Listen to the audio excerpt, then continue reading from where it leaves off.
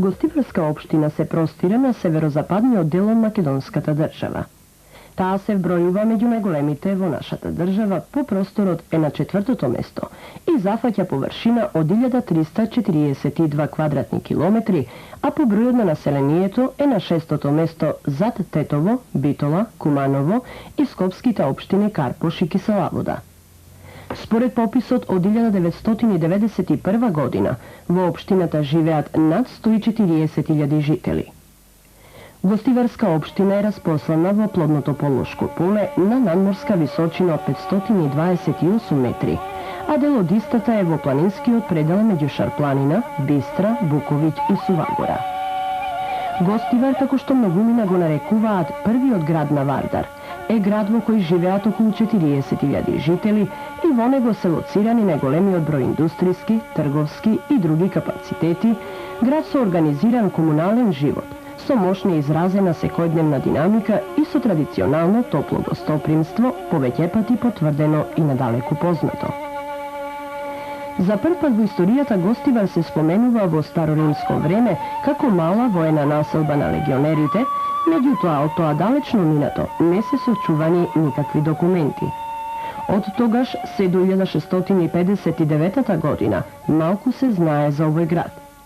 Во таа година Мехмед Паша Тетовски подигнал џамија во Гостивар и 10 џамиски дуќани, со што практично започнува да се афирмира чаршијата. Меѓу двете светски војни, тука во срцето на горнополошкото поле, од година во година, многу нешто се менува во изгледот на малата касаба, меѓутоа за најчиството и пред се трговијата останале главни дејности и преокупации на тогашните гостиварчани, додека во околните села екзистенцијата се обезбедувала од земјоделството, а во планинските со сточарството. За некаков развој на индустријата не стануваше ни збор.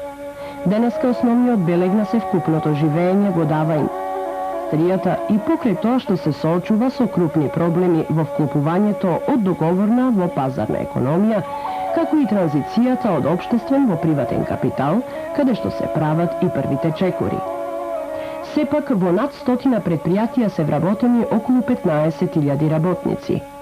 Главни носители на индустријата и индустријското производство се Мавровските хидроцентрали, Фабриката за безалкални влакна и финални производи, Фабриката за огноотпорни материјали Силика, индустријската кланица Горни Полог, која години наред е најголемиот извозник на јагнешко месо на Балканот, текстилната фабрика Готекс, конфекцијата Декон, индустријата за украсен камен Мермери, потоа Житошар, Жазбус, микрогранулат, гостиварска трговија, а во последниве неколку години во подем се приватните трговски предпријатија, меѓутоа се формираат и производни, меѓу нив секако заслужува да се истакне приватното производно предпријатие за преработка на печурки Метеора, кој за кратко време изгради 3 производни хали и вработи над 100 работници. Се вршат и последни подготовки за изградба на приватна краварска фарма во село Зубовце, а во село Горна Ѓоновица приватното трговско предпријатие Ангели ќе изгради мрестилиште и рибник за одгледување на калифорнијска пастралка.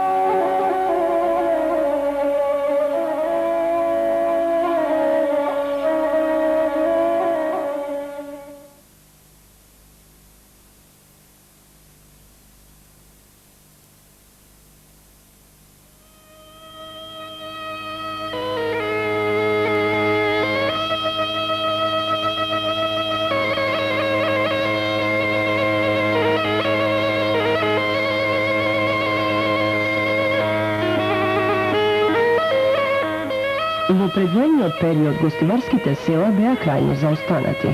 Меѓутоа, модерното и современото присутно е речиси во сите 85 населби, колку што ги има во гостиварска општина. Во повеќето од половината се изградени водоводи, сите села се електрифицирани. Гостиварска општина располага со разграната патна мрежа од над 600 километри отворени автомобилски патишта. Се градат нови и убави куќи, а во нив се посилно се внесува модерниот мебел и современите технички уреди, без кои не може да се замисли ниту едно домаќинство, макар живеело и во далечните планински предели на Шарпланина, Бистра или на Кораб.